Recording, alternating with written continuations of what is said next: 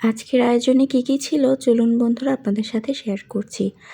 আজকে দুপুরের লাঞ্চে ছিল সাদা ভাত, আর সাথে ছিল কলা গাছের ভেতরে যে নরম অংশটা থাকে সেই নরম অংশটাকে কান্দাল বলে, সেই কান্দাল ভাজি ছিল। অনেকজনই চিনবেন, অনেক এলাকার মানুষ এই কলা গাছের ভেতরের নরম অংশ ভাজি করে খান। আমাদের এলাকার মানুষও এটা অনেক বেশি পছন্দ করেন।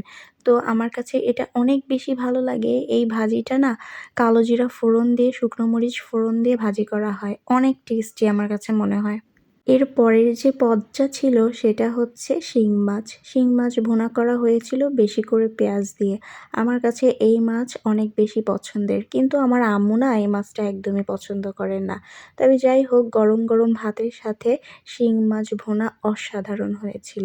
খেয়ে যা তৃপ্তি পেয়েছি না, তো আমি এরকম ভাত মাখিয়ে মাখিয়ে চটকিয়ে চটকিয়ে খেতে অনেক বেশি তৃপ্তি পাই।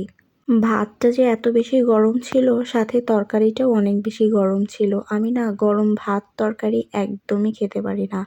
তো খাবারটা অনেক বেশি মজাদার ছিল। এই ছিল আজকের দুপুরের আয়োজন। সবাই ভালো থাকবেন।